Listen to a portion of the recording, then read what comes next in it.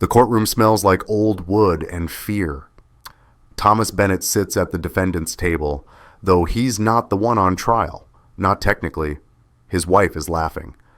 Victoria Bennett, soon to be Victoria Williams again, leans back in her chair across the aisle, one hand resting casually on her lawyer's forearm. Brian Foster, their lawyer, Thomas's estate planning attorney, the man who helped draft their prenup 3 years ago, the man who's been sleeping with Victoria for at least 2 of those years. Thomas doesn't look at them. He looks at the manila folder his attorney slides across the table. It's 3 inches thick. Victoria laughs again, not the sweet sound Thomas remembers from the grief support group where they met, but something sharp, performative. She thinks she's won. Brian smirks beside her, his $100 haircut and Georgetown Law School confidence radiating across the courtroom. They're holding hands now, not even hiding it. Thomas's attorney, Margaret Sullivan, leans close. Are you ready? He nods once. Behind him, in the gallery, his daughter, Lily, sits perfectly still, 12 years old, dark hair pulled back tight. She's wearing the silver locket she never takes off, the one with Catherine's picture inside. Catherine, Thomas's first wife, the woman who actually loved him, the woman who died 3.5 years ago and left a hole in both their lives that Victoria Williams slithered into like smoke under a door. The judge adjusts her reading glasses. Mr. Foster, does your client wish to proceed with the motion for spousal support and asset division as outlined in your filing? Brian stands, smooths his tie. Yes, Your Honor. Mrs. Bennett has been a devoted spouse for 2 years, contributing significantly to the household and, Your Honor, Margaret cuts him off, stands. Before we proceed, my client has prepared comprehensive documentation regarding the nature of this marriage. May I approach? Victoria's laugh dies mid-sound. The judge nods. Approach. Margaret picks up the folder. Thomas watches Brian's face. The confidence flickers, just for a second. Victoria's hand drops from his arm. Thomas thinks about the last 2 years, about coming home to find Lily in her room with the door closed, about Victoria's late-night client meetings. She's a real estate agent, she said, showings run late. About the receipt that fell out of her coat pocket 6 months ago, the Riverside Motel, Brian Foster's credit card number printed in faded ink, about the voice-activated recorder he installed in his home office after that. Margaret reaches the bench, hands the folder to the judge. Victoria whispers something to Brian. He shakes his head, says something back. Victoria's face goes pale. The judge opens the folder. Her eyebrows rise. Thomas doesn't feel victorious. He feels tired. He feels like a man who married the wrong person because he was drowning in grief, and she knew exactly how to throw him a rope that turned out to be a noose. Mr. Bennett, the judge says, looking directly at him, do you wish to respond to your wife's petition? Thomas stands. His voice comes out steady, calm, like he's commenting on the weather. Your Honor, my wife is laughing because she thinks she's won. She doesn't know I've been recording every word she and her lawyer said in my bed. The courtroom goes silent. Victoria isn't laughing anymore.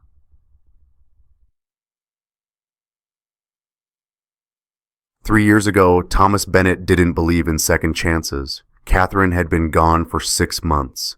Pancreatic cancer, 11 weeks from diagnosis to death. Lily was 9 years old and stopped talking for 3 months after the funeral. Thomas went to work, came home, microwaved dinners neither of them ate, and sat in the dark living room until midnight trying to remember how to breathe. His sister finally dragged him to a grief support group at St. Michael's Community Center. Thursday nights, folding chairs arranged in a circle, bad coffee in styrofoam cups. A facilitator named Robert who said things like, grief is a journey, and healing takes time, and other phrases that sounded like greeting cards. Thomas went because his sister threatened to move in if he didn't. He sat in the back, didn't share. listened to other people's stories about dead spouses and dead parents and dead children, and felt like a voyeur at someone else's funeral. Then Victoria walked in. She was late. Apologized to Robert, took the empty chair next to Thomas. She wore a simple black dress and carried a leather purse that looked expensive but worn, like she'd had it for years. Her wedding ring was still on. Thomas noticed because his was too. When Robert asked if she wanted to share, she shook her head. "Not tonight. I'm sorry. It's too fresh." After the meeting, in the parking lot, she stopped beside Thomas's car. "I saw you holding that photo during group." Thomas looked down. He'd forgotten he was still clutching it. Catherine at the beach, Lily on her shoulders, 3 years before the diagnosis, before everything ended. "Your wife was beautiful." She was. Thomas's throat closed around the words. Victoria touched his arm, light, brief. "I lost my husband too. Car accident 18 months ago. I understand what you're going through." She handed him a business card. Victoria Williams, Coldwell Banker Real Estate. A phone number written in pen on the back. "If you ever need to talk, someone who actually gets it." Thomas took the card, looked at her face. She had kind eyes, or what he thought were kind eyes. Later, looking at surveillance photos, he'd realized those eyes were measuring him, calculating net worth, stock options. The grief-stupid widower with a paid-off house and a tech sector job and a daughter who'd lost her mother. But in that parking lot, with Catherine's photo still warm in his hand, Victoria Williams looked like someone who understood. "Thank you," Thomas said. She smiled, sad, soft. "We survivors have to stick together." She got in her car, a Honda Civic, nice but not flashy, and drove away. Thomas stood there for 5 minutes, then he went home, showed Lily the business card. "I met someone at group tonight. She lost her husband too." Lily, 9 years old, looked up from her homework. Said the first full sentence she'd spoken in 3 months. "Mom's only been gone 6 months." Thomas put the card on the counter. "I know, sweetheart. I'm just saying I met someone who understands." Lily looked back down at her homework. Didn't say anything else. Thomas should have listened. Instead, 3 weeks later, he called the number. Victoria answered on the second ring. They met for coffee. Then dinner. Then Friday nights became Sunday mornings became holidays. Victoria was patient, gentle, never pushed. When Lily was cold to her, Victoria just smiled. "She needs time. I get it." 6 months after that parking lot conversation, Victoria moved in. "Just to help out," she said. "I know single parenting is hard." 6 months after that, they were married. Small ceremony. Justice of the peace. Lily didn't smile in any of the photos. Thomas told himself she'd come around. Now, in the courtroom, watching Victoria's face drain of color as the judge reads his file, Thomas thinks about that parking lot, that business card, that calculated touch on his arm. Victoria didn't arrive late to group by accident. She'd been watching the parking lot, waiting for someone alone, someone vulnerable, someone worth targeting. The judge looks up from the folder, looks at Victoria, then at Brian Foster, then back at Thomas. "Mrs. Bennett," the judge says slowly, "I'm going to ask you directly. Did you know Mr. Foster before hiring him as your attorney?" Victoria's lawyer, her divorce attorney, not Brian, starts to object. Victoria puts a hand on his arm, stops him. She looks at Thomas, really looks at him, and for the first time in 2 years, he sees the truth in her face. She knew exactly what she was doing from the beginning. "Your Honor," Victoria says, voice steady, "I'd like to request a recess." The judge's expression doesn't change. "Motion denied. Answer the question." In the gallery, Lily's hand goes to the locket around her neck. She rubs her thumb over the engraving on the back. Always brave. Catherine's words. Catherine's handwriting carved in silver before she died. Thomas watches his daughter, 12 years old, trapped in the middle of this. and he remembers why he's here, not for revenge, not for money, to protect what Catherine left behind.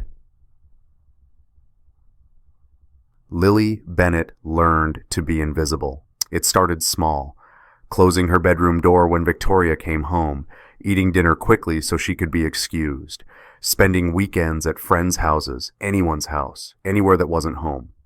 Her school counselor, Mrs. Patterson, asked once if everything was okay. Lily said yes, because what could she say? That her stepmother smiled at Dad but looked at her like she was a stain on expensive carpet? That Victoria never hit her, never yelled, just made the air in every room feel thinner? That Victoria wanted her gone? Lily kept a diary, hid it under her mattress, wrote down the things Victoria said when Dad wasn't around. Your father is exhausted trying to do everything for you. You're such a burden. Your real mother didn't love you enough to fight the cancer. Think about that.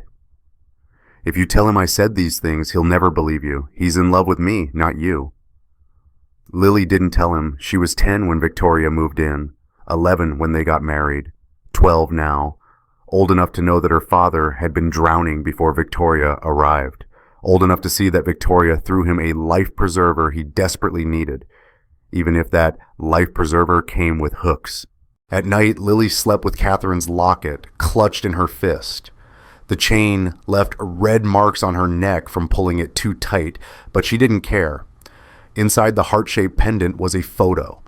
Catherine holding baby Lily in the hospital. Both of them smiling. On the back, the engraving, always brave. Kay? Catherine gave it to her 2 weeks before she died. For when things get hard, she'd whispered, her voice thin from the morphine, remember you're my brave girl. Lily wished Catherine had stayed, wished cancer was something you could fight with bravery instead of just something that ate you from the inside until there was nothing left. She wished her dad could see Victoria the way Victoria really was, but mostly she wished she was brave enough to tell him. Lily drew pictures sometimes. Art therapy, Mrs. Patterson called it, a way to express feelings when words felt too dangerous. Lily drew her house, drew her father in the kitchen making pancakes, drew herself at the kitchen table, and she drew the shadow. It stood behind her in every picture, tall, shapeless, dark, no face, just two red eyes floating in the black space where a head should be. The shadow's hand rested on Lily's shoulder in the drawing, its fingers too long, too sharp. Mrs. Patterson asked about the shadow once. That's just someone who lives with us, Lily said. Does this person scare you? Lily looked down at her crayons. The black one was worn down to a nub. Sometimes. Would you like me to talk to your father? No. The word came out too sharp. Lily softened her voice. No, it's okay. I'm okay. Mrs. Patterson looked like she wanted to argue, but Lily was a good student. Good grades. No behavioral problems, no bruises, just a quiet kid who drew strange pictures and wore her dead mother's locket like armor. Not enough to call anyone, not enough to intervene. So Lily stayed invisible, smiled when her father was looking, avoided Victoria when he wasn't, counted down the years until college, until she could leave, until she'd be safe. Tonight, the night before the divorce hearing, Lily sits on her bed with Catherine's locket open in her palm. Her mother's face smiles up at her, young, healthy, alive. I'm sorry I couldn't tell him sooner, Lily whispers to the photo. I tried. I wrote you letters, but I didn't know where to send them. I wanted to be brave like you said. I wanted to... Her door opens. No knock. Victoria stands in the doorway. She's wearing the silk robe Dad bought her for their anniversary. Diamond earrings Brian Foster gave her, though Dad doesn't know that. Her hair is perfect. Her smile is sharp. Still talking to dead people? Lily closes the locket, doesn't answer. Victoria walks to the bed, sits down, too close. Lily can smell her perfume, something expensive and floral that makes Lily's eyes water. Not like Catherine's perfume. Catherine wore something soft, lavender. The locket still smells like it sometimes if Lily breathes deep enough. Tomorrow your father is going to lose everything, Victoria says conversationally. The house, his savings, half his stock options. Brian says we'll clear at least $400,000 after legal fees. Lily stares at her hands, at the locket, at the small dent on the back from when Catherine dropped it in the hospital right after Lily was born. Brian and I are moving to Santa Barbara. Did you know that? Beautiful city, beach house, fresh start. Lily's throat feels tight. Your father will keep you, of course. I'm not a monster, but he'll be broke, bitter. And you... Victoria's hand lands on Lily's shoulder, cold. Sharp nails press through Lily's t-shirt. You'll finally understand what it feels like to lose everything, just like I did when my husband left me. Lily looks up. You said he died. Victoria's smile doesn't reach her eyes. I lied. He left me for his secretary, cleaned out our joint account on his way out. Men are easy to manipulate when they're vulnerable. I learned that the hard way. Your father was just practice. She stands, smooths her robe, walks to the door. If you tell him any of this, he'll think you're making it up because you're jealous. Children always sound hysterical when they try to tell the truth, especially damaged ones. She closes the door, soft click of the lock from outside. Lily sits alone in her room. The locket is warm in her hand from her grip. She opens it again, looks at her mother's face. I'm sorry, she whispers.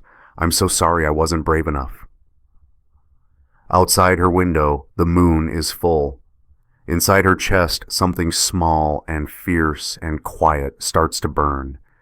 If you've ever been too scared to speak up because you thought no one would believe you, you're not alone. Sometimes silence feels safer than truth. Sometimes it is safer until it isn't. Tomorrow, in a courtroom, Lily will sit behind her father. She'll clutch Catherine's locket, and she'll watch Victoria's smile disappear. But tonight, she's still just a 12-year-old girl whispering apologies to a photograph. 2 years ago, Thomas Bennett signed a prenuptial agreement. His financial advisor insisted. His sister begged. Even Lily, 11 years old, quiet, withdrawn, said, Mom would want you to be careful. Thomas didn't want to be careful. He wanted to prove that he trusted Victoria, that this marriage was real, that Catherine was gone, and it was okay to move forward. But Victoria surprised him. I think a prenup is smart, she'd said. We should protect what you built with Catherine, for Lily. So they went to Brian Foster's office, oak desk, framed law degree from Georgetown, leather chairs that smelled expensive. Brian had handled Catherine's estate 3 years earlier. Thomas trusted him. This is pretty standard, Brian said, flipping through the draft. Your premarital assets stay yours. House, retirement accounts, Catherine's life insurance payout. Victoria would only have claim to assets accumulated during the marriage. Thomas nodded. Seemed fair. There's one clause here. Brian tapped a paragraph. About spousal contribution. If Victoria can prove she contributed significantly to household management or your career advancement, she could argue for compensation. But that's a high bar, very difficult to prove. Victoria leaned forward. Thomas remembered later, much later when he was installing recording devices in his own house, that she'd leaned forward with intense interest. How would someone prove that? Documentation. Proof you gave up career opportunities to support your spouse? Evidence of tangible contributions? But honestly, Mrs. Williams, in a 2-year marriage, it's nearly impossible. You'd need a paper trail. Victoria sat back, smiled at Thomas. I'm not worried. I just want to make sure Thomas and Lily are protected. Thomas reached over, squeezed her hand, thought he was lucky, thought he'd found someone genuine. Brian pushed the documents across the desk. Sign here and here. Initial this page. They signed. Victoria's signature was confident, flowing. Thomas's was smaller, hesitant. After, in the parking lot, Victoria kissed his cheek. Thank you for trusting me. Always, Thomas said. What he didn't see, Victoria's phone buzzing in her purse. a text from an unknown number. Later, when the private investigator would pull phone records, Thomas would learn that unknown number belonged to Brian Foster. What he didn't hear, the conversation Victoria and Brian had after Thomas left the office to get the car. So the loophole is the contribution clause. Victoria's voice on the recording, found later, was nothing like the sweet tone she used with Thomas. If we can document it, create a paper trail. You'll need to be smart about it. I'm always smart, Brian. That's why you love me. Laughter, the sound of papers shuffling. 2 years. Then we file. He'll never see it coming. What Thomas didn't know, Brian Foster had been sleeping with Victoria since before the wedding. That every piece of legal advice Brian gave him was designed to benefit Victoria. That the prenup had a loophole Brian had written himself. That the man he trusted to protect Catherine's legacy was planning to steal it. But that day in the parking lot, Thomas just felt relieved. The prenup was signed. Victoria was happy. Lily would be protected. He drove home, made dinner, sat with his wife and daughter at the kitchen table. Lily was quiet. She was always quiet now, but Victoria smiled and talked about her day, and everything felt almost normal, almost like a family. In her room that night, Lily wrote in her diary, "Dad signed papers with Victoria today. Her lawyer was really friendly. Too friendly. I don't like how he looked at her. I don't like how she looked back." Lily closed the diary, hid it under her mattress, lay down with Catherine's locket pressed against her chest. In the master bedroom, Victoria lay beside Thomas in the dark. He was already asleep. He always fell asleep first now, exhausted from work and parenting and trying to hold everything together. Victoria's phone glowed under the covers. A text from Brian. "It's done. Clock starts now. 2 years and we're free." Victoria smiled in the darkness, typed back, "Can't wait." She set her phone on the nightstand, rolled over, draped an arm across Thomas's chest. In 2 years, she'd file for divorce. She'd laugh in court. She'd walk away with half his savings and never look back. That was the plan. But plans change when someone is recording every word. 6 months ago, Thomas Bennett found a receipt. It was Tuesday night. Victoria was at a showing, a luxury condo in the River District, she'd said. Clients from out of town. She'd be late. Don't wait up. Thomas was doing laundry. Lily's jeans in one pile, his work shirts in another, Victoria's dry cleaning in the third. A blue coat she wore to dinner parties. Cashmere. Expensive. He'd bought it for her last Christmas. He checked the pockets. Habit from years of Catherine leaving tissues that would shred in the dryer. His hand closed around folded paper. A receipt. Thermal paper, ink fading. The Riverside Motel. Room 14. Date 3 weeks ago. Time 2:47 p.m. Total charge 89 Arjosers. Credit card Brian Foster. Thomas stood in the laundry room holding that receipt for 10 minutes. The washing machine hummed. The dryer clicked. Outside, a car drove past. Normal sounds. Normal night. Except nothing was normal anymore. He thought about calling Victoria, confronting her, demanding an explanation. But something stopped him. Some instinct, maybe Catherine's voice in his head, maybe just self-preservation, told him to wait, to think, to be smart. He went to his office, opened his laptop, searched the Riverside Motel on Google Maps. 20-minute drive from their house, not near any luxury condos, not near anything except a highway exit and a gas station. He checked Victoria's calendar on the fridge. 3 weeks ago. Showing 2:05 p.m. River District. The River District was on the other side of the city. Thomas sat back in his chair, looked at Catherine's photo on his desk. 5 years old, Lily's 4th birthday party. Catherine holding her, both of them covered in frosting, laughing, before the diagnosis, before everything ended. "What do I do?" he whispered to the photo. Catherine smiled back, silent. Gone. Thomas looked at the receipt again.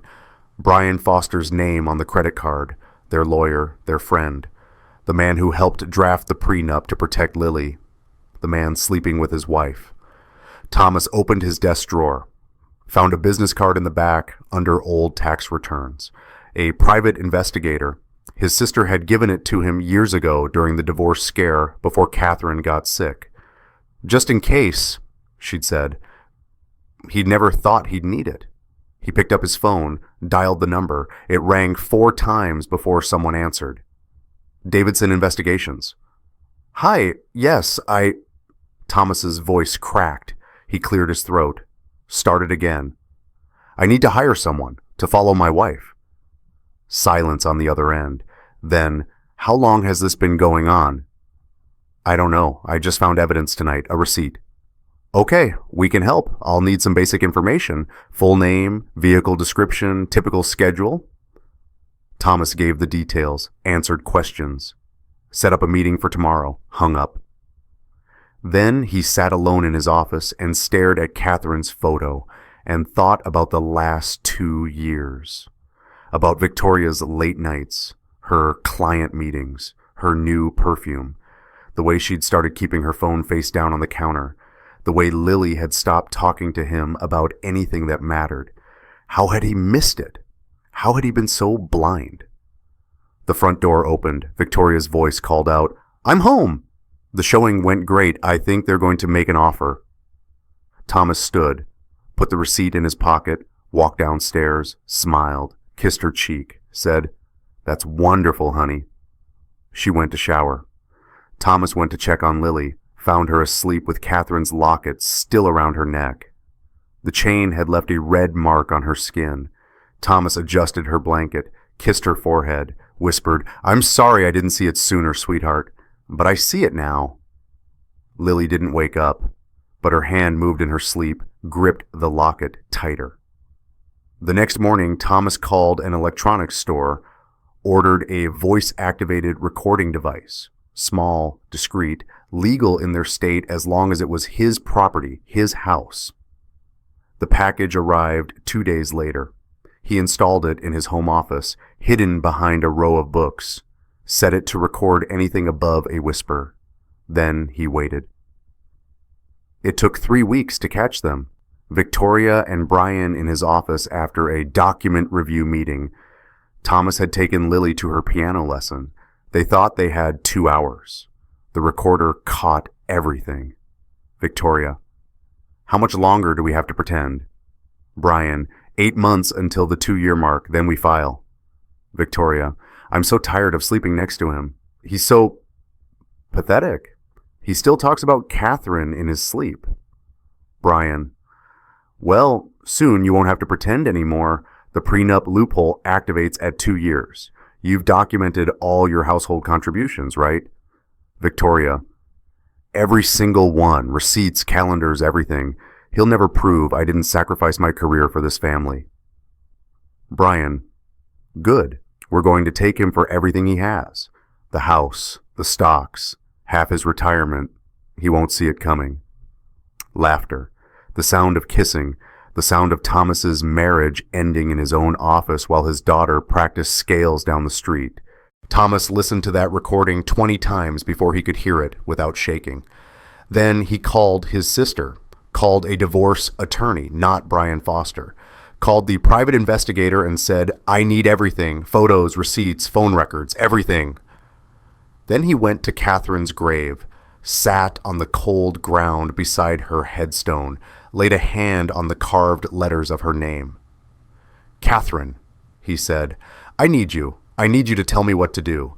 I brought someone into our home who's trying to destroy everything we built, who's hurting our daughter. I don't know if I'm strong enough to fight her. The wind rustled through the trees. A few leaves fell. Silence. Thomas closed his eyes, and in the silence he heard Catherine's voice, not real, just memory, but strong. Protect Lily, no matter what. That's all that matters. Thomas opened his eyes, looked at the headstone, Catherine's dates, her epitaph, beloved wife and mother, always brave. Catherine would want me to protect Lily, Thomas said out loud, to Catherine, to himself, to the universe. I won't let you down again. He stood, brushed dirt from his pants, walked back to his car. 6 months later, he'd sit in a courtroom and watch Victoria's smile disappear. He'd hand a 3-inch file to a judge and watch 2 years of lies collapse. But that day, standing at Catherine's grave, Thomas Bennett was just a man who'd finally decided to stop drowning, who'd finally decided to fight back. The private investigator's name was Marcus. No, wait, his name was David. David Sullivan. No relation to Thomas's attorney, Margaret Sullivan. Just one of those coincidences that made the world feel smaller than it was. David had 20 years' experience with infidelity cases. He'd seen everything, heard every excuse, documented every kind of betrayal humans could imagine.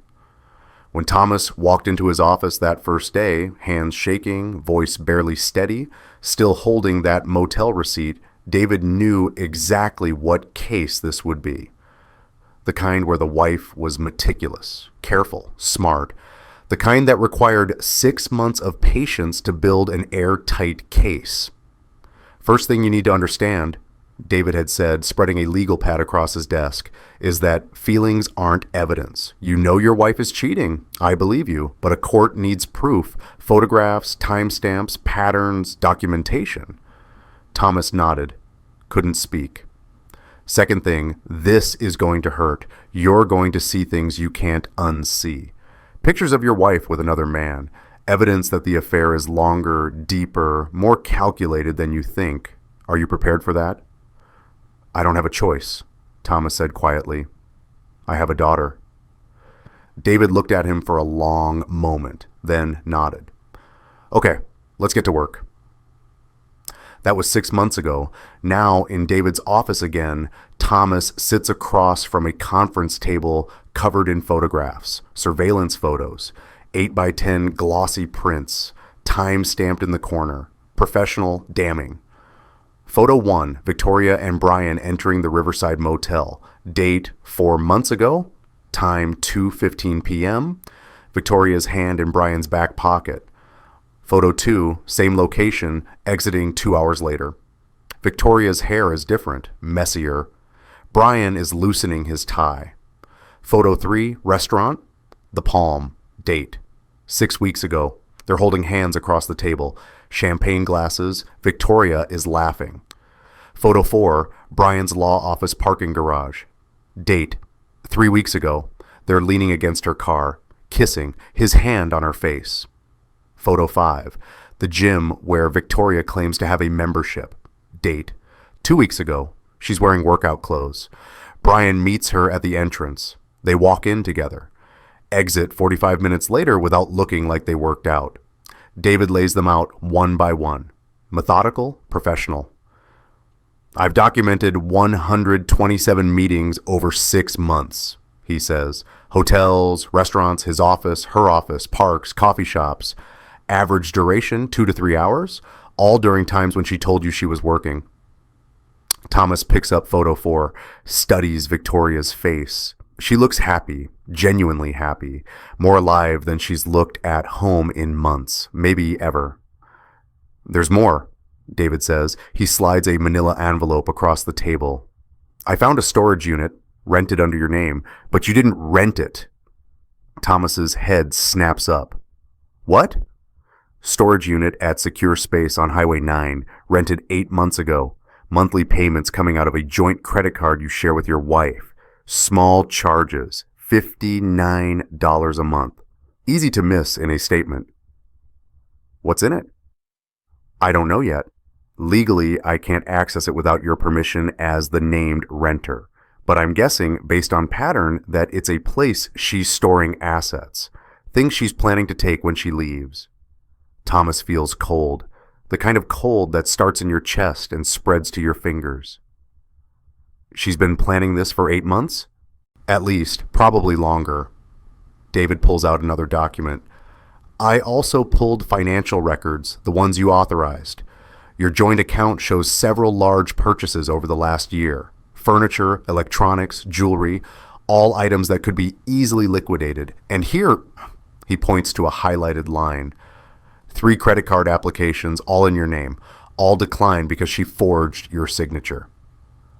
Thomas stares at the paper. His name. Victoria's handwriting trying to mimic his signature. Close, but not quite right. The dates. 10 months ago, 8 months ago, 6 months ago. She was trying to open credit in my name? To rack up debt before the divorce, make your financial situation look worse, increase her claim to assets. David's voice is matter of fact. He's explained this 100 times to 100 devastated spouses. It's more common than you'd think. The applications were denied because the credit bureaus flagged the signature discrepancies. You're lucky. Thomas doesn't feel lucky. He feels like he's been living with a stranger, like the last 2 years of his life have been a performance he didn't know he was watching.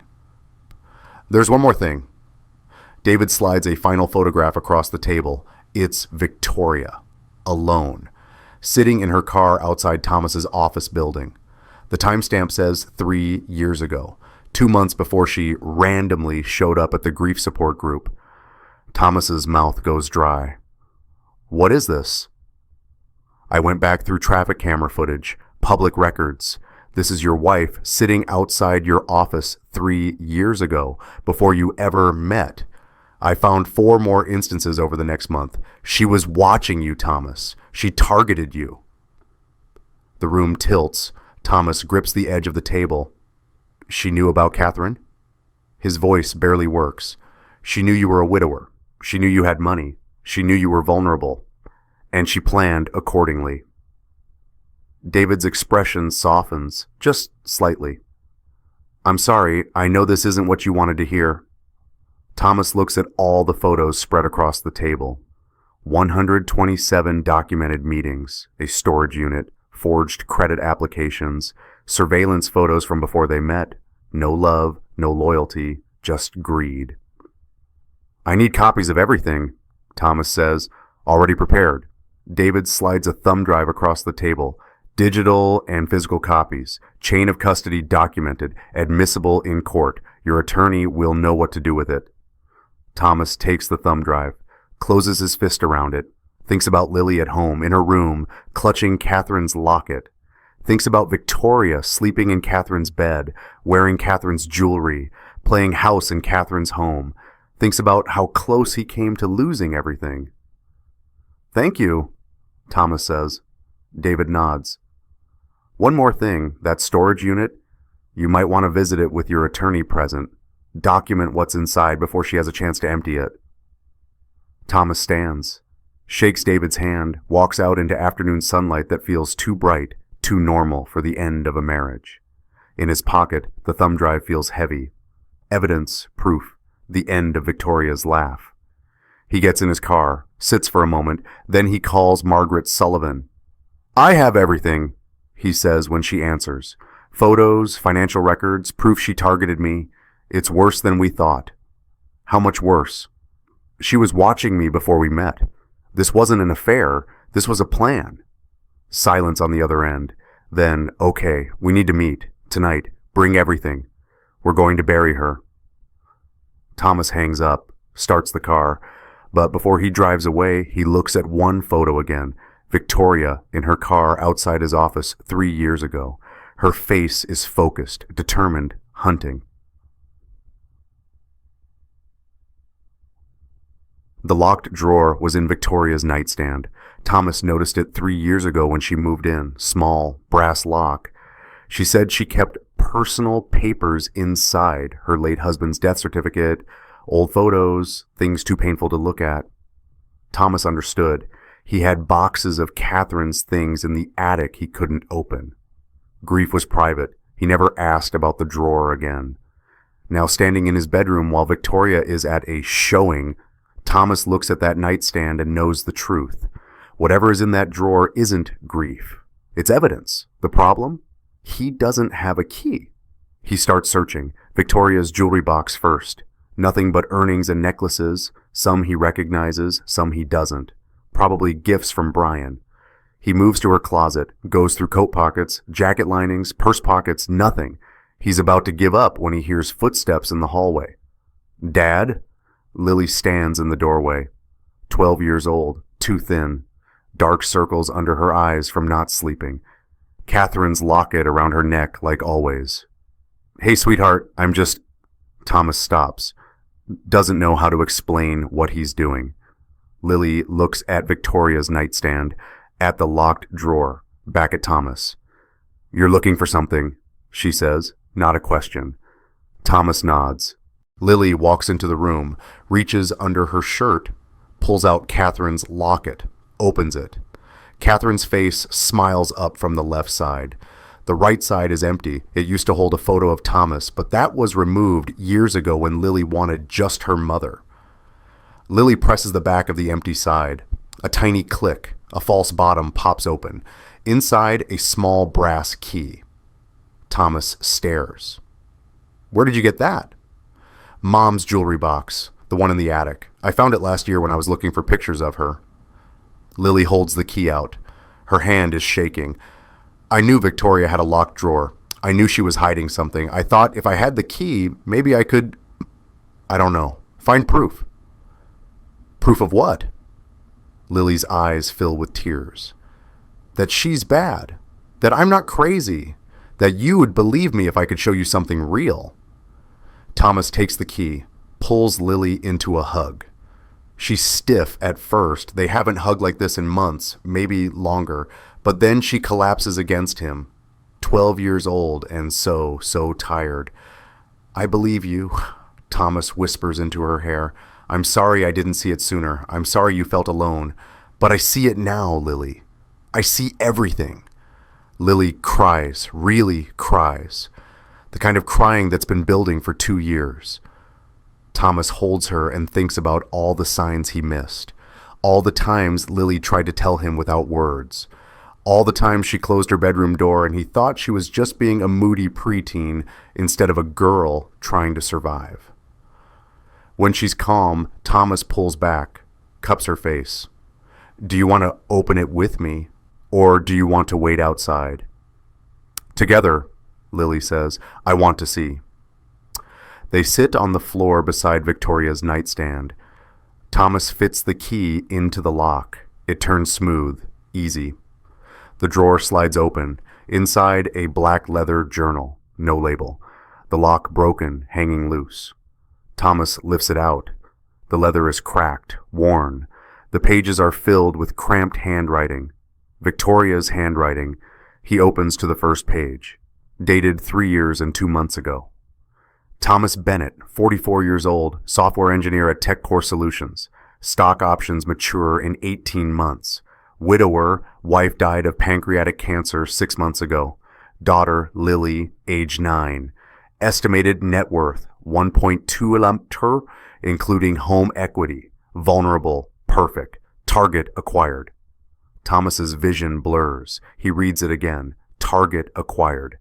Lily leans against his shoulder, reads it too. Her voice is small. "She was hunting you."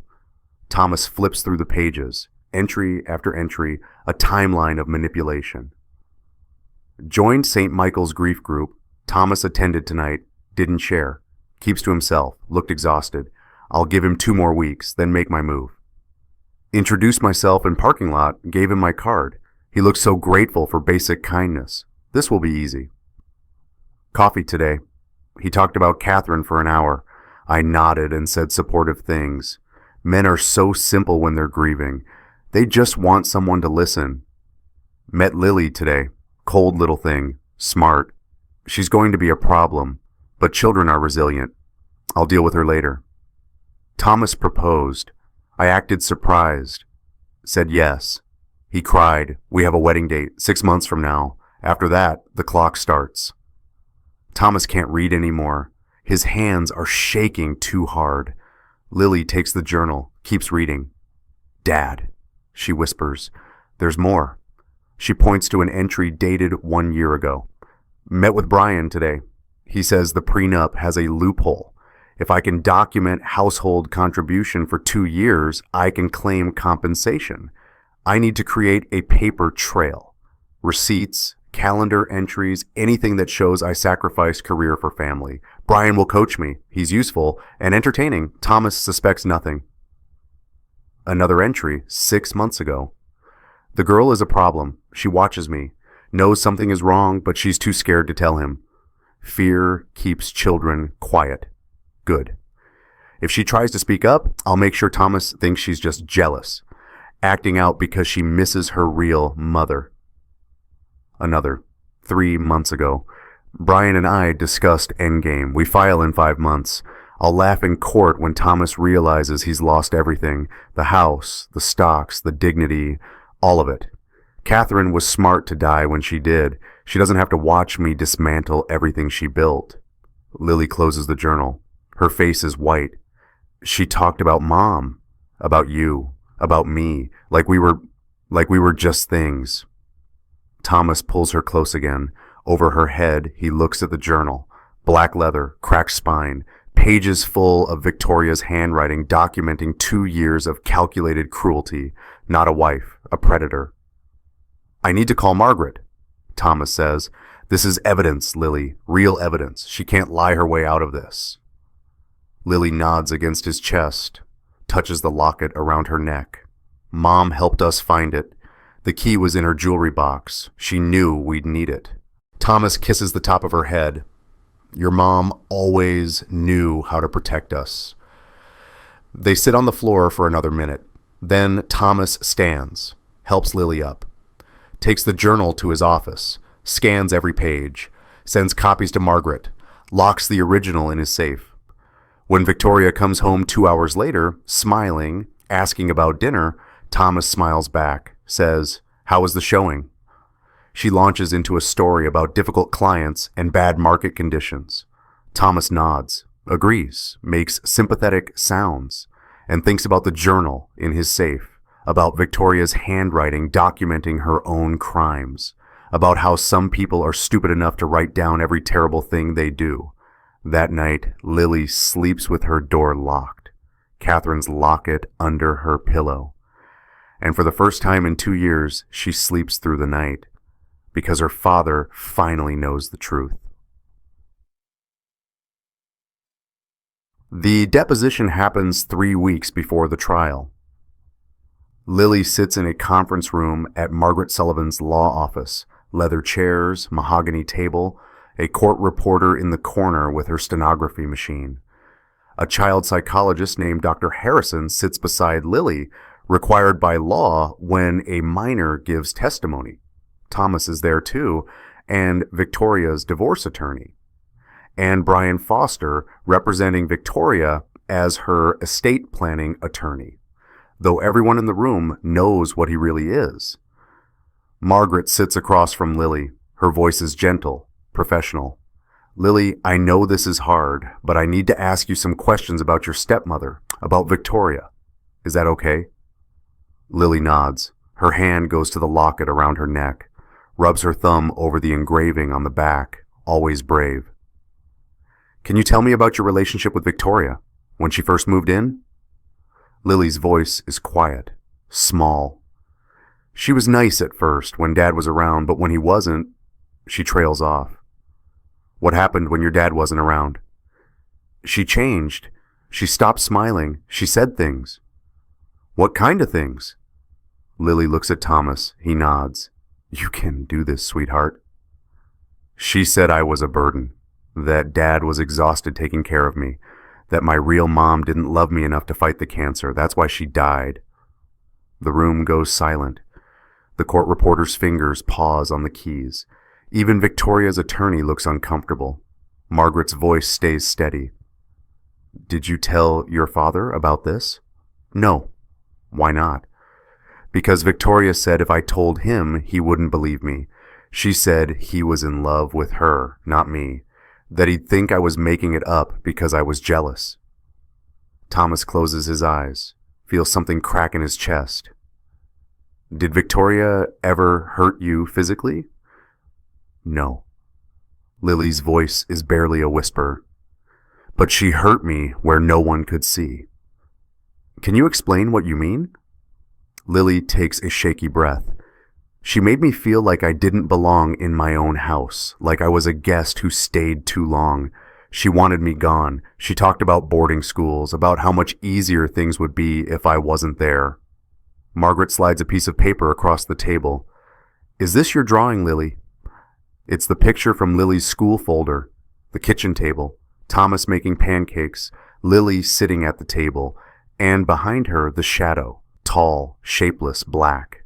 Red eyes floating where a face should be. Long fingers resting on Lily's shoulder. Yes, Lily whispers. Can you tell me about the shadow? Lily touches the drawing, traces the dark figure. That's how Victoria made me feel, like there was something always watching, always behind me, waiting. Did you tell anyone about these feelings? Mrs. Patterson, my school counselor, but I didn't tell her it was Victoria. I just said, someone who lives with us. Margaret makes a note. Why didn't you tell her it was Victoria? Because Mrs. Patterson would have called Dad, and Dad needed Victoria. After Mom died, he was so sad, so broken. Victoria made him happy. Even if she didn't make me happy, she made him happy. And I thought that was more important. Lily's voice cracks on the last word. Tears slide down her face. She touches the locket again.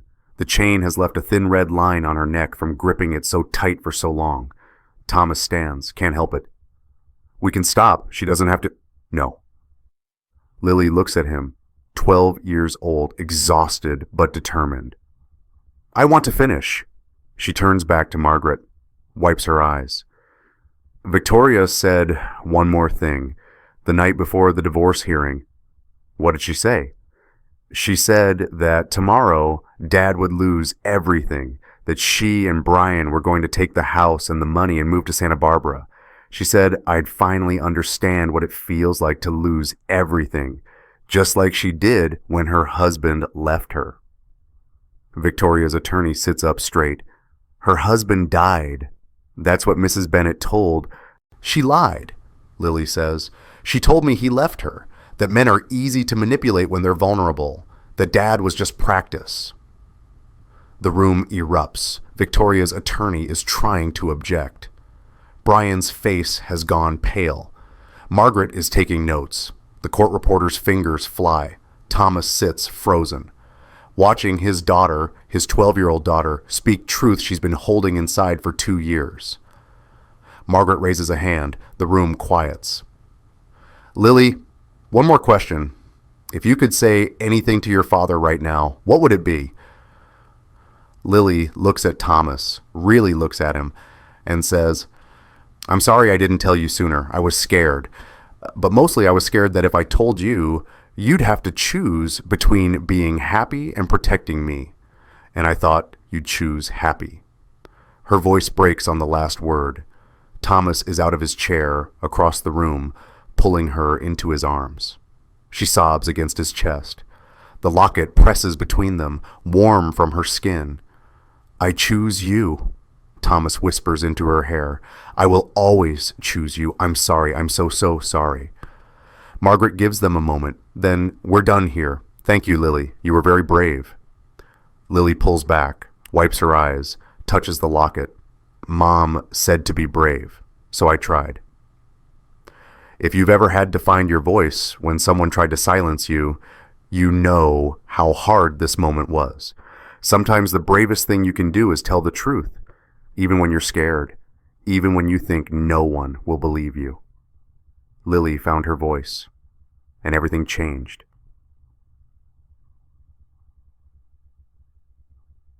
Thomas goes to Catherine's grave that night. He brings peonies, her favorite, pink and white and soft. The florist remembered, for Catherine, she'd said, and didn't charge him.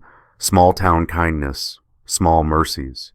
The cemetery is quiet, early evening. The sun is setting orange and gold. Other graves have flowers, flags, tokens. Catherine's is simple, gray granite. Her name, her dates, her epitaph. Beloved wife and mother, always brave. Thomas sits on the ground beside the headstone, lays the peonies against the base, traces her name with his finger. Catherine, he says, voice thick. I don't know if you can hear me. I don't know if you're anywhere, but I need to talk to you. Wind rustles through the trees. A few leaves fall. The world is very quiet. I brought someone into our home who tried to destroy everything we built, who hurt our daughter, who used my grief against me. Thomas closes his eyes. I was so stupid, Catherine. I was so lonely without you that I let a stranger wear your jewelry, sleep in your bed, pretend to be Lily's mother. The words hurt coming out, like broken glass in his throat. Lily's been suffering for 2 years. 2 years, and I didn't see it.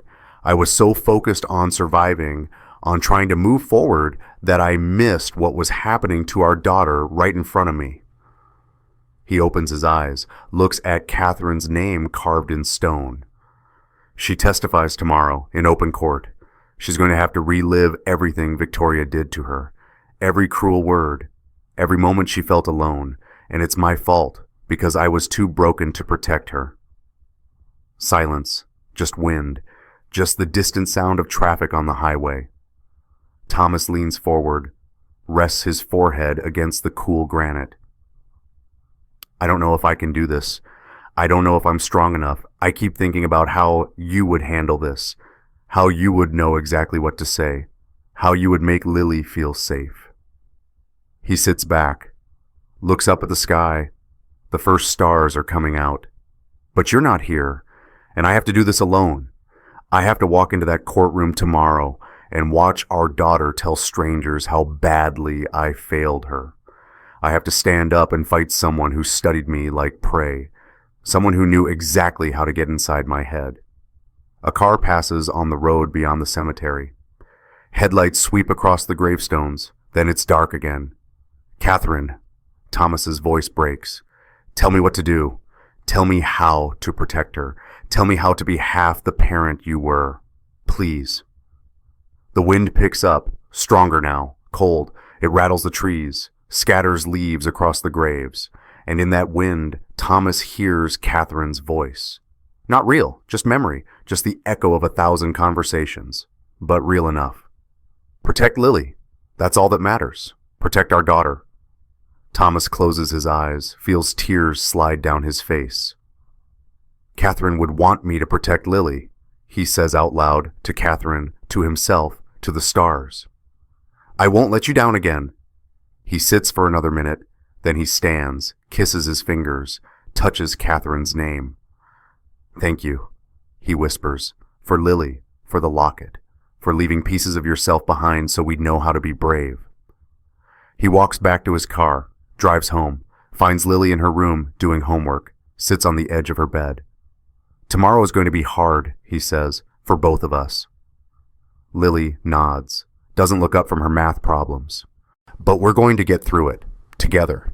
And when it's over, when Victoria is gone, we're going to figure out how to be a family again.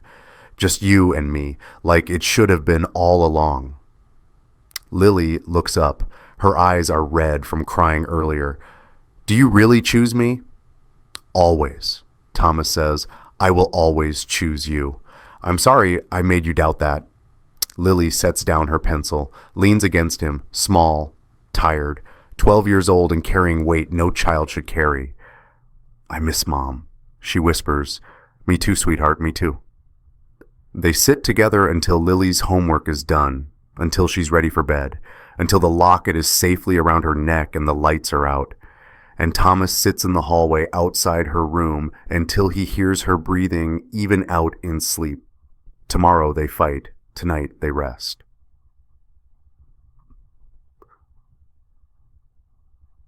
The courtroom is packed when the malpractice evidence breaks. Thomas's attorney, Margaret Sullivan, stands with a document in hand.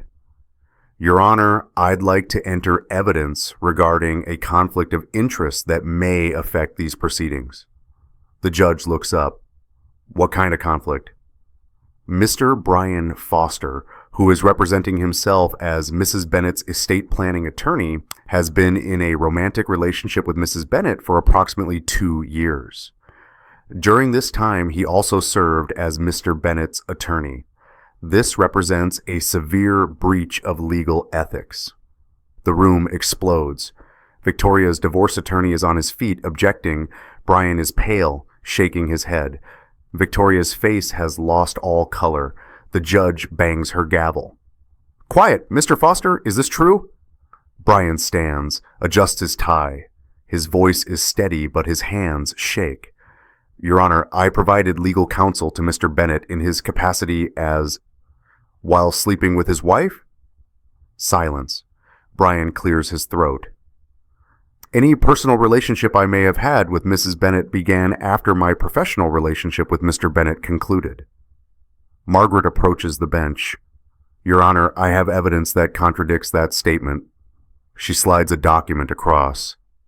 These are phone records, text messages between Mr. Foster and Mrs. Bennett dating back 3 years, before their marriage, during the prenuptial agreement negotiations, throughout Mr. Foster's professional relationship with my client. The judge reads. Her expression darkens. Margaret continues. I also have audio recordings made in Mr. Bennett's home office, his property, legally recorded. The recordings document conversations between Mr. Foster and Mrs. Bennett discussing how to exploit loopholes in the prenuptial agreement Mr. Foster himself drafted. She presses a button on her laptop. Speakers crackle. Then Victoria's voice fills the courtroom. Cold, calculating, nothing like the sweet tone she uses in public. What if he finds out you're representing both of us? Brian's voice responds. Casual, confident. He won't, and if he does, we'll have the money by then. The recording continues. 60 seconds. Victoria and Brian discussing the prenup loophole, discussing how to create a paper trail, discussing how Thomas would never see it coming. When it ends, the silence is absolute. The judge looks at Brian Foster. Mr. Foster, you drafted a prenuptial agreement while having an affair with the beneficiary, and then advised that same beneficiary on how to exploit weaknesses in the document you created. Brian's mouth opens, closes. No words come out. Margaret produces another document. Your Honor, I'd also like to submit testimony from Mr. Foster's former paralegal, Jennifer Adams, who witnessed numerous meetings between Mr. Foster and Mrs. Bennett in his office. Meetings that were billed to Mr. Bennett as estate planning consultations, but which Ms. Adams describes as romantic in nature. A woman stands in the gallery, mid-40s, professional. Your Honor, I worked for Mr. Foster for 6 years. I watched him destroy a client's life while billing that client for the privilege. I quit last month because I couldn't be complicit anymore. The judge sits back, looks at Brian, at Victoria, at the stack of evidence on her desk. Mr. Foster, I'm ordering an immediate recess, and I'm notifying the State Bar of California that there is evidence of legal malpractice, conflict of interest, and possible conspiracy to commit fraud. A representative from the State Bar will be present when we reconvene. She looks at the back of the courtroom. A man in a suit stands. Your Honor, I'm already here. Brian's face goes white. The State Bar representative walks down the aisle, stops beside Brian. Mr. Foster, I'm going to need to speak with you, now. Brian looks at Victoria. She looks away. He looks at the judge, at Margaret, at Thomas. Then he turns and walks out of the courtroom. The State Bar representative follows. The judge bangs her gavel. We'll reconvene in 1 hour. Mrs. Bennett, I suggest you use that time to consult with your attorney about the implications of what we've just heard. Victoria stands, unsteady. Her divorce attorney takes her arm.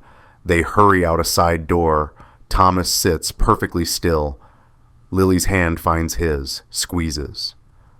Is it over? She whispers. Not yet, Thomas says, but we're winning. Margaret gathers her papers, leans close to Thomas. That recording was legal, your property, your recording. But more importantly, it just destroyed their entire case. Brian's legal advice is now suspect. Any loophole he claimed existed can be challenged. Victoria's claims of household contribution, all coached by a lawyer committing malpractice. This is huge, Thomas. Thomas nods, can't speak, can't process. In the gallery, people are talking, whispering, phones are out. This is going to be news. Local press, legal blogs, a cautionary tale about lawyers who betray their clients. An hour later, they reconvene. Brian is not there. His law partner is sitting in the gallery, face grim. When the judge asks about Mr. Foster's whereabouts, the partner stands. Your Honor, as of 30 minutes ago, Foster and Associates has terminated Mr. Foster's partnership. The state bar has suspended his license pending investigation. Mr. Foster is no longer practicing law in California. Victoria makes a small sound, almost a whimper. Her divorce attorney puts a hand on her arm. The judge nods. Noted. Mrs. Bennett, given that your legal counsel regarding the prenuptial agreement has now been compromised by conflict of interest, I'm inclined to view your claims of entitlement with significant skepticism. Do you wish to withdraw your motion for spousal support? Victoria's attorney stands, whispers something to Victoria. She shakes her head violently. Your Honor, the attorney says slowly, we'd like to request a continuance to review. Denied. Mr. Foster's malpractice doesn't change the facts of this case. We'll hear the evidence as scheduled, but I want it noted that any legal advice Mrs. Bennett received from Mr. Foster is now considered tainted. She looks at Victoria directly. You chose your attorney poorly, Mrs. Bennett. That's not grounds to delay justice. Victoria's hands clench on the table. Thomas watches her realize, finally, that she's losing, that the laugh is over. The file is 3 inches thick. Margaret Sullivan lifts it like it weighs nothing, like it's just paper and not the documented destruction of a 2-year marriage. She walks to the center of the courtroom. Every eye follows her. Your Honor, the evidence we're about to present demonstrates a pattern of fraud, manipulation, and calculated cruelty spanning 3 years. This isn't a marriage that failed. This is a con that succeeded until my client discovered the truth. Victoria sits perfectly still. Her hands are folded on the table. No more laughing, no more smirking. Just a woman watching her carefully constructed lies collapse in real time. Margaret opens the file. Let's start with how this marriage began. She projects an image on the courtroom screen. Victoria sitting in her car. Outside Thomas's office building, the timestamp reads 3 years and 2 months ago, 2 months before the grief support group, before they randomly met. This is Mrs. Bennett surveilling my client. We have 4 more photographs over the following month. She wasn't grieving, she was hunting. Victoria's attorney starts to object. Margaret cuts him off. We also have Mrs. Bennett's diary, discovered in a locked drawer in the marital home, written in her own hand. Would Your Honor like me to read selected passages? The judge nods. Margaret opens the black leather journal. The courtroom is silent. Entry dated 3 years ago. Thomas Bennett, software engineer. Stock options mature in 18 months. Estimated net worth $1.2 million. Widower, wife died 6 months ago, vulnerable, perfect, target acquired. Gasps from the gallery. Victoria's face is blank, careful. She's trying not to react. Margaret continues. Entry dated 2 years ago. Met Lily today, cold little thing, smart. She's going to be a problem, but children are resilient. I'll deal with her later. Thomas feels Lily's hand tighten in his. She's sitting directly behind him now. The judge allowed it after her testimony, a concession to her age, her trauma. Margaret flips pages. Entry dated 1 year ago. Brian says the prenup has a loophole. If I document household contribution for 2 years, I can claim compensation. We just need to create a paper trail. Brian will coach me. She closes the journal, hands it to the judge. There are 43 entries total, each one documenting Mrs. Bennett's deliberate plan to defraud my client, each one written in her own hand. No disputing authorship, no claiming misunderstanding, just premeditated fraud. Victoria's attorney whispers something urgent to her. She shakes her head, whispers back. He looks defeated. Margaret produces the next piece of evidence. Surveillance photographs. 127 documented meetings between Mrs. Bennett and Brian Foster over 6 months. Hotels, restaurants, Mr. Foster's office, all during times when Mrs. Bennett claimed to be working. The screen fills with photos. Victoria and Brian entering the Riverside Motel. Victoria and Brian holding hands at the Palm. Victoria and Brian kissing in a parking garage. Each photo time-stamped, dated, professional, undeniable. Financial forensics. Margaret gestures to a man in the gallery. He stands, mid-50s, wire-rimmed glasses. This is Robert Miller, CPA. He's reviewed the joint accounts. Mr. Miller? Robert approaches the witness stand, is sworn in, opens his laptop. I found $47,000 in unauthorized credit card applications, he says. His voice is dry, clinical. All applications in Mr. Bennett's name, all signatures forged. The applications were denied due to signature discrepancies, but the intent was clear, to establish debt in Mr. Bennett's name prior to divorce. He clicks to another slide. I also found a storage unit rented under Mr. Bennett's name. Monthly charges of $59. Mr. Bennett didn't know it existed. Inside the unit, accessed with Mr. Bennett's permission as the named renter, we found $17,000 in furniture and electronics purchased with joint funds, items Mrs. Bennett was planning to take when she left. Margaret projects photos of the storage unit. Furniture still in boxes, a television, a laptop, designer luggage, all tagged with purchase receipts showing Victoria's signature. Mrs. Bennett was liquidating marital assets, Robert continues, hiding them, preparing for a quick exit once the divorce was finalized. In forensic accounting, we call this asset concealment. In criminal law, it's called theft. The judge makes notes. Her expression is carved from stone. Margaret produces another document. Hotel receipts, 23 separate charges to Mr. Foster's law firm credit card, rooms at the Riverside Motel. The dates correspond exactly to times when Mrs. Bennett told Mr. Bennett she was at client showings. Mr. Foster billed these stays to client development. But the only client he was developing was his relationship with Mrs. Bennett. She pauses, lets it sink in. Your Honor, I'd also like to call Jennifer Adams to the stand, Mr. Foster's former paralegal. The woman from earlier approaches, mid-40s, blonde hair pulled back, professional dress. She's sworn in, takes the seat. Ms. Adams, how long did you work for Brian Foster? 6 years. During that time, did you observe interactions between Mr. Foster and Mrs. Bennett? Yes, many times. Can you describe those interactions? Jennifer's face tightens. They were having an affair. Everyone in the office knew. He'd call her his special client. She'd come in for estate planning meetings that lasted 2-3 hours.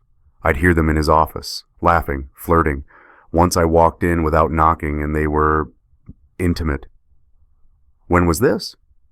2 years ago, shortly after Mrs. Bennett married Mr. Bennett. Did Mr. Foster ever discuss Mr. Bennett's case with Mrs. Bennett in your presence? Yes, multiple times. He'd show her the prenuptial agreement, point out clauses, say things like, if you can document this, you'll have a claim. He was coaching her, teaching her how to exploit the very document he drafted to protect Mr. Bennett. Margaret lets the testimony breathe. Then, why did you quit, Ms. Adams? Jennifer looks at Thomas, at Lily, back at Margaret. Because I have a daughter, and I watched Mr. Foster help Mrs. Bennett plan to destroy a child's life for money. I couldn't be part of that anymore.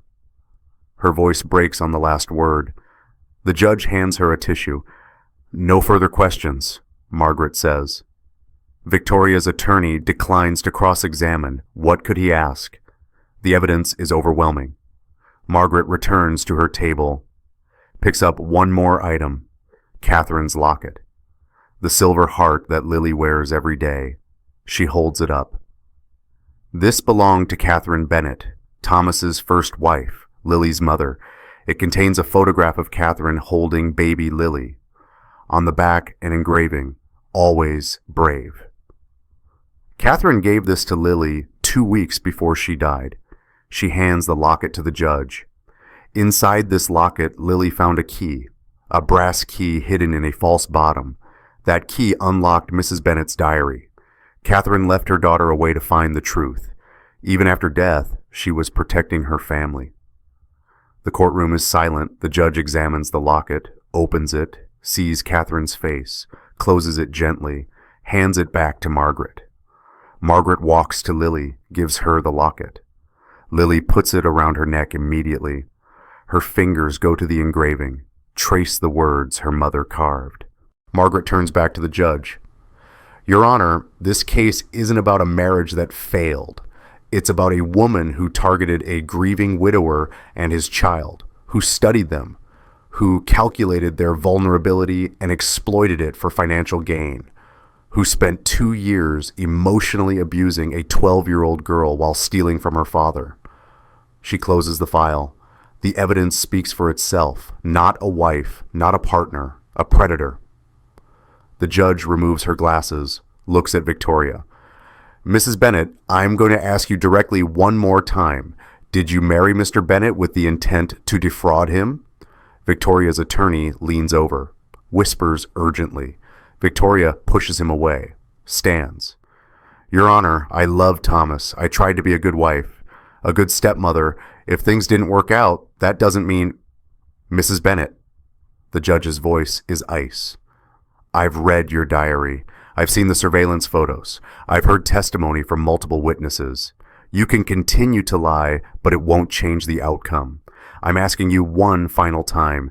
Did you target, manipulate, and defraud Thomas Bennett? Silence. Victoria's hands clench, unclench. She looks at Thomas, really looks at him, and for one moment, just one, he sees something that might be regret. Then she sits down, says nothing. The judge makes a note. I'll take that as a confession. Sometimes the people who swear to protect you are the ones planning your downfall. Have you ever trusted the wrong person? Drop "I learned" in the comments if you've been there, because the truth is, we all learn eventually. Some of us just pay a higher price for the lesson.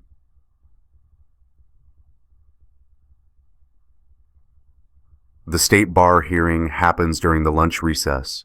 Brian Foster sits in a small conference room adjacent to the courthouse, his law license on the table in front of him, a panel of 3 attorneys facing him, the state bar representative, a court stenographer, and one unexpected witness, Amanda Foster, Brian's wife, though after today, probably his ex-wife. She sits with her hands folded in her lap, 8 months pregnant. Her face is composed, but her eyes are red from crying. She flew in from San Francisco this morning after seeing the news coverage, after realizing her husband wasn't just working late, wasn't just stressed about a difficult case, was destroying another family while planning to leave his own. The lead state bar attorney, a woman named Patricia Holloway, reviews the evidence, phone records, text messages, audio recordings, testimony from Jennifer Adams, testimony from Thomas Bennett. Mr. Foster, Patricia says, you drafted a prenuptial agreement for a client while simultaneously having an affair with that client's fiancé. Then you advised that same fiancé on how to exploit weaknesses in the document you created. Is that an accurate summary? Brian's attorney, yes, he needed his own attorney for this, leans forward. My client disputes the characterization that...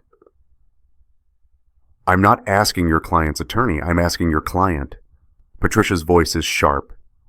Mr. Foster? Brian clears his throat. The relationship with Victoria began after the prenup was finalized. Any advice I gave her was in my capacity as her estate planning attorney. You billed Mr. Bennett for meetings where you discussed intimate details with his wife. I billed for estate planning consultations. In hotel rooms? Silence. Patricia slides a document across the table. These are credit card receipts, 23 hotel stays charged to your law firm card, billed to Mr. Bennett as client development. Your firm's billing guidelines require detailed descriptions of client meetings. You wrote estate planning consultation for every single hotel charge. That's fraud, Mr. Foster. Billing fraud, in addition to conflict of interest, in addition to breach of fiduciary duty. Brian's face is pale, waxy. He looks at his attorney, looks at the panel, looks at his wife. Amanda stands. May I say something? Patricia nods. Amanda walks to the table, stands across from Brian. Her hand rests on her pregnant belly, protective, instinctive. I found emails, she says quietly. Going back 2 years, between you and Victoria, discussing Mr. Bennett, discussing how much money you get, discussing Santa Barbara, beach house, fresh start. Her voice cracks. You were planning to leave us, your family, your child, for her. Amanda, Brian starts. I'm not finished. Amanda's voice hardens. You told me you were working late, building your practice, securing our future. But you were destroying another man's future, another child's future, while I was home pregnant with your daughter, while I believed in you. She pulls an envelope from her purse, sets it on the table. Divorce papers, filed this morning. You'll be served tomorrow. Brian stares at the envelope, doesn't touch it. Amanda turns to Patricia. Whatever punishment you give him isn't enough, but it's a start. She looks at Brian one more time. I hope it was worth it. She walks out, doesn't look back. Look. The room is silent. Brian's attorney whispers something. Brian shakes his head. Patricia consults with the other panel members. Brief, hushed conversation. Then she turns back to Brian. Mr. Foster, based on the evidence presented, including your own billing records, witness testimony, and documented communication with Mrs. Bennett, the State Bar of California is suspending your license to practice law effective immediately. A full investigation will follow. If the evidence supports criminal charges for fraud, conspiracy, or theft, this panel will recommend prosecution. She picks up his law license, places it in a folder, closes it.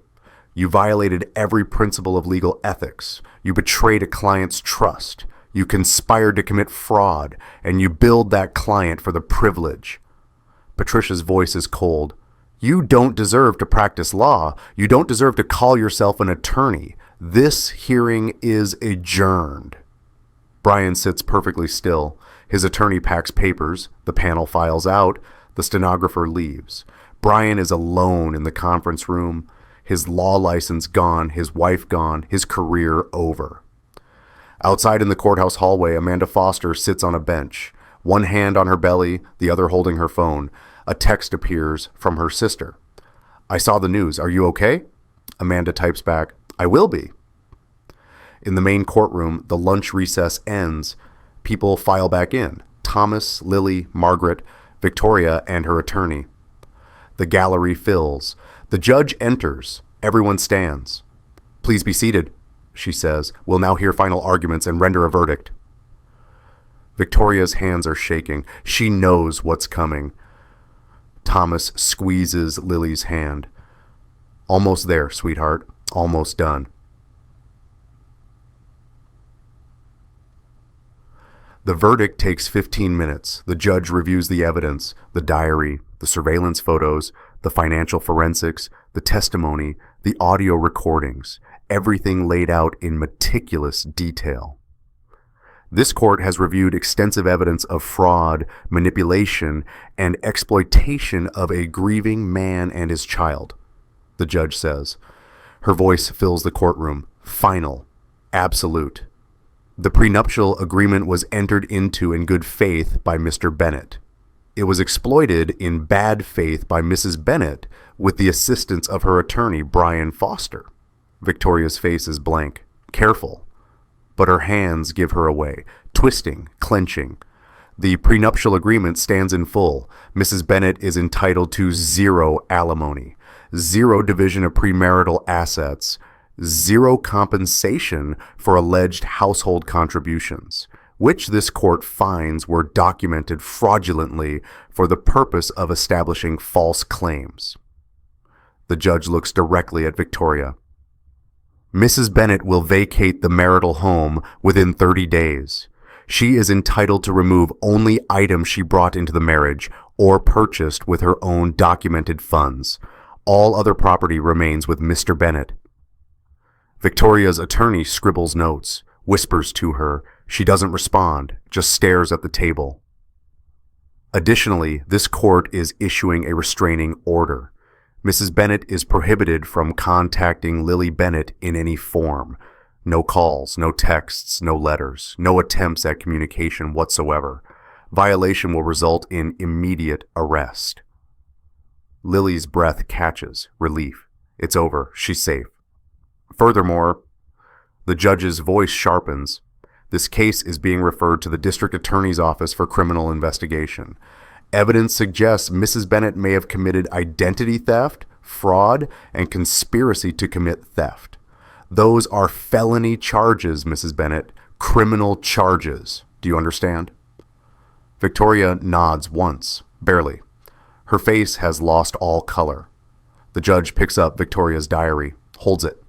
This document alone is a confession. You documented your own crimes. You wrote down every calculated step, every manipulation, every lie. She sets it down. This court will not reward such behavior. This court will not allow predators to profit from preying on grief and innocence. She looks at Thomas and Lily. Her expression softens, just slightly. Mr. Bennett, you came to this courtroom prepared. You protected your daughter. You gathered evidence. You refused to be a victim. The judge pauses. Mrs. Bennett thought she'd laugh her way out of this court with your money. Instead, she's leaving with nothing. Some shadows can't hide forever. The gavel falls. Final. Absolute. This court is adjourned. Victoria sits frozen. Her attorney touches her arm, says something. She doesn't hear. Can't hear over the rushing in her ears. The sound of everything collapsing. In the gallery, Victoria's mother is crying, her face in her hands. Victoria's sister, the one who drove up from San Diego, shakes her head slowly, stands, walks out without looking back. Victoria's mother follows, doesn't stop to speak to Victoria, doesn't meet her eyes. Thomas watches them leave, watches Victoria's family abandon her in real time. The consequences aren't just legal, they're social, personal, complete. Victoria's phone buzzes on the table. She picks it up. Her face goes even paler. Shows her attorney the screen. Thomas can't see what it says, but he knows. Social media, news coverage, her name spreading across the internet. Victoria Bennett, the woman who faked grief, the woman who hunted a widower, the woman whose own diary convicted her. She sets the phone down. Screen cracked. Like something inside her is cracked too. Her attorney packs his briefcase. We can appeal, he says without conviction. But honestly, Victoria, with this much evidence, you should prepare for criminal charges. Victoria stands, unsteady, looks at Thomas one final time. He meets her eyes, feels nothing. No anger, no hate, just tired relief. She turns, walks toward the exit. Photographers waiting outside, reporters, questions she won't answer. Thomas watches her go. The woman who laughed in court 6 hours ago, who thought she won, who's now losing everything, no alimony, no assets, no mercy. Margaret packs her files, turns to Thomas. You did it! She's gone. She'll never hurt Lily again. Thomas nods, can't speak yet. The reality hasn't settled. Lily tugs his sleeve. Dad? He looks down, 12 years old, dark circles under her eyes. Too thin, but she's smiling. Actually smiling, the first real smile he's seen in 2 years. Is it really over? Thomas pulls her close, kisses the top of her head. It's really over, sweetheart. Lily wraps her arms around him, presses her face against his chest. The locket, Catherine's locket, warm between them. Can we go home? She whispers. Yeah. Thomas's voice breaks. Let's go home. They walk out of the courthouse together, father and daughter, survivors. The afternoon sun is bright. too bright after hours in fluorescent courtroom light. Behind them, the courthouse doors close. Inside, Victoria is answering questions from bailiffs, signing documents, arranging her 30-day exit. But Thomas and Lily don't look back. They get in the car, drive away. And for the first time in 2 years, Lily rolls down the window, lets the wind hit her face, laughs. Thomas glances over, sees Catherine in her profile, the same laugh, the same joy. "Mom would be proud of you," he says quietly. Lily touches the locket. She helped us, the key, finding the diary, she knew. She always knew how to protect us. They drive home in comfortable silence, past the storage unit where Victoria hid stolen goods, past Brian Foster's old office, nameplate already removed, the firm scrambling to distance themselves, past the Riverside Motel where it all fell apart, past all of it, home to the house Catherine built, the house Victoria tried to steal, the house that's theirs again. If you've ever had a found family, people who chose to stand by you when blood relatives didn't, you know what this moment feels like. Victory isn't always loud. Sometimes it's just quiet safety. Sometimes it's just coming home. 6 months later, autumn morning, the leaves are turning gold and red and orange. The air smells like coffee and wood smoke and new beginnings. Thomas and Lily stand in front of a park bench. Simple wood. Brass plaque bolted to the center slat. Fresh. New. Dedicated last month. The plaque reads, "Catherine Bennett, beloved mother, wife, light, always brave." This was Catherine's favorite park. She'd bring Lily here every Sunday before she got sick. They'd feed ducks, climb trees, lie in the grass, and make up stories about clouds. Thomas arranged for the bench 3 months ago. Used part of the money he saved not paying Victoria alimony. It felt right. Taking something meant for destruction and using it for memory instead. Lily kneels, places peonies against the base of the bench. Pink and white, Catherine's favorite. The flowers Thomas brought to her grave that night he asked for strength. "Do you think she can see this?" Lily asks, "wherever she is?" Thomas sits on the bench, pats the spot beside him. Lily sits, leans against his shoulder. 13 now, birthday last week, growing up, growing strong. "I think if she can see us, she's happy we're okay," Thomas says. Lily touches the locket around her neck, opens it. Catherine's face smiles up at both of them, young, healthy, alive in silver and memory. "I still talk to her sometimes," Lily admits. "Is that weird?" "No, I do too." They sit in comfortable silence, watch joggers pass, a dog chasing a tennis ball, normal life happening around them, the kind of normal they couldn't imagine 6 months ago. "Dad," Lily closes the locket, keeps her hand over it. "Do you ever think about Victoria?" Thomas considers. "Sometimes, not often. What happened to her?" "Last I heard, she moved to Arizona, working retail, living with a roommate. The criminal charges didn't go through. Not enough evidence for the DA to prosecute, but she lost everything else. Her real estate license, her reputation, her family stopped talking to her." "Good," Lily says, then softer. "Is it bad that I think that?" "No, sweetheart. What she did to you, to us, was cruel. It's okay to want there to be consequences." "What about Brian?" "Disbarred, divorced. His wife had the baby, a girl. Amanda sends Christmas cards now. She apologized for not seeing what Brian was doing sooner, like it was her fault." Thomas shakes his head. "Some people are really good at hiding who they are." Lily nods, thinks about that. "I'm glad we saw through it, eventually." "Me too. I'm sorry it took so long." "You got there when it mattered." They watch a family walk past. Mother, father, 2 kids. The little one trips. The dad catches her. Everyone laughs. Simple, easy. The kind of moment that used to hurt to witness before. When Catherine was gone and the grief was so fresh, it felt like drowning. Now it just looks nice. like something Thomas and Lily might have again someday. Not yet, but someday. Thomas reaches into his jacket pocket, pulls out an envelope. "I have something for you, from your mom." Lily sits up straight. "What?" "Catherine left gifts for your birthdays. Sealed envelopes with instructions not to open until the right time. This one was marked for your 13th birthday. He hands it to her. "I almost gave it to you last week, but it felt too sad. Here feels better." Lily takes the envelope. Her name in Catherine's handwriting. Lily, a 13th birthday. Her hands shake opening it. Inside, a journal. Simple, leather-bound, beautiful.